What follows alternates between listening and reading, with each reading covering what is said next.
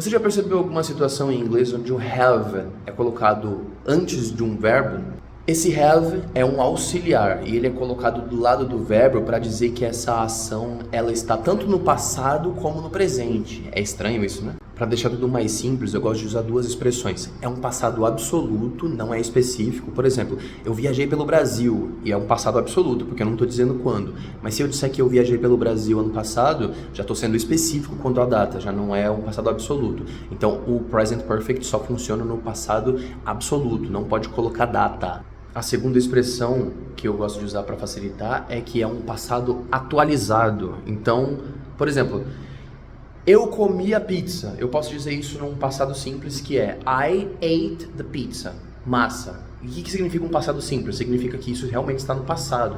Pode ser que tenha outra coisa que tenha acontecido depois disso. Por exemplo, eu comi a pizza, mas depois eu fiz uma lasanha, beleza? Então o passado está no passado, mas depois aconteceu outra coisa. Mas se eu quiser dizer essa mesma coisa como um present perfect, eu vou dizer I have eaten the pizza. Vê que o verbo também modificou, já vou voltar nisso, viu? I have eaten the pizza significa que eu comi a pizza e essa foi a última coisa que aconteceu, eu não fiz nada depois disso. Isso também está no presente.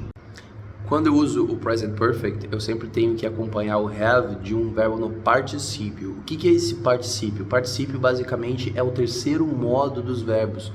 Quando você começa a estudar os verbos, você sempre percebe que tem uma tabelinha. Todos os verbos são descritos em três modos: presente, passado, e o terceiro modo é o particípio. E esse particípio, dentre os usos dele, ele é o verbo utilizado no present perfect. Então, sempre quando você utilizar o have, você vai ter que usar o verbo no particípio, não pode ser o verbo no passado.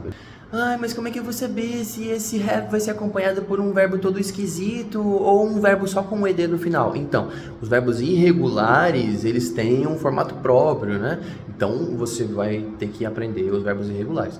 O bom disso é que os verbos irregulares são 200, são poucos, mas os que realmente você vai usar são 100. E a outra boa notícia é que eles são muito presentes no nosso dia a dia. Então, nos primeiros dias de estudo de inglês, você já vai pegar um monte, porque são verbos muito comuns. E você só vai ter medo dos verbos irregulares antes de você começar a estudar, porque depois que você começa a estudar, você vê que eles realmente são muito presentes, são muito fáceis. Vai virar igual andar de bicicleta.